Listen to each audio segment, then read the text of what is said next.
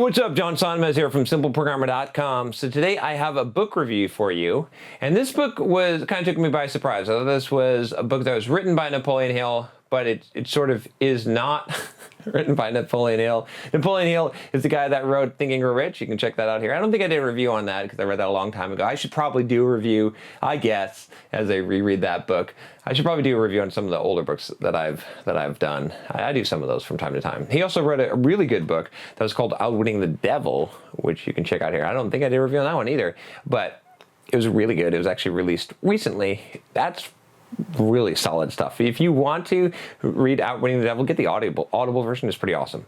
So speaking of Audible version, I got the Audible version of Napoleon Hill's Keys to Success, and I thought it was written by Napoleon Hill. It wasn't. It's basically 17 success principles that Napoleon Hill has said in some form or another, from Think and Grow Rich to his essays and talks and things like that. It's a pretty good compilation. It's actually, Napoleon Hill's technically the author, but it's written by Joe Slately, I think, or read by him. I don't know. Maybe it's just there's bits and pieces. I'm not exactly sure how this was compiled, but there was some new stuff in there, like some new technology companies and stuff, and news and stuff. So it's from the Napoleon Hill Foundation. Anyway, it doesn't really matter, I suppose, but the book was pretty good. It was sort of a rehash of a lot of things that I've heard already, obviously in the personal development, self-help type of personal empowerment, whatever you want to call it, area. But it was nice to have these 17 laid out and some examples of each one of them, and it rehashed it several times. I can't say that I remember all 17 of them. If I listened to the book 15 times, I probably would, but some of these things are obvious, some of them are not.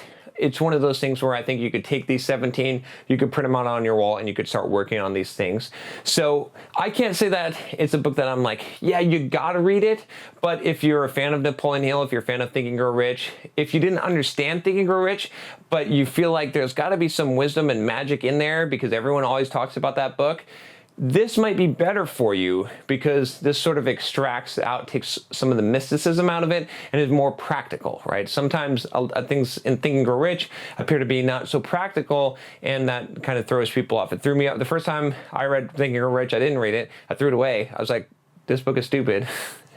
And then I came back to it because so many millionaires that I talked to said, that's my favorite book. That's the book that I owe all my success to. And I said, well, I don't have $1 million, so I'm going to listen to this guy. These 50 guys, actually. So you see what I'm saying? So that's why. And then I've grown to appreciate Think and Grow Rich because it's one of those books you have to digest a lot. But this is easier to digest. So if you're interested, I would recommend checking out Napoleon Hill's Keys to Success, the 17 Principles of Personal Achievement. Again, doesn't get my most stellar rating, but it's a pretty good book, and it goes through, like I said, 17 principles. I'm a big principles person. I talk about principles a lot. I think understanding principles is better than contextual situations because when people ask questions, when they have problems, it always depends on context. And if you can go to the higher principle and operate from principles, you're always going to have a solution. You don't always have to think about, you don't have to have an answer for that particular context, right? You've got it within you from the principle. You derive your solutions in life and your answers from principles. So being principle-based, I think, is quite important. All right, if you like this book review, I don't know, this is not much of a book review, but if you like book reviews and you like good books and you like to know what I'm reading, check out my list of all the book reviews that I've done. And if you haven't already, if you haven't subscribed, if you want to make sure that you don't miss when I read 50 Shades of Grey and do a review on that, click that subscribe button, baby. Talk to you next time.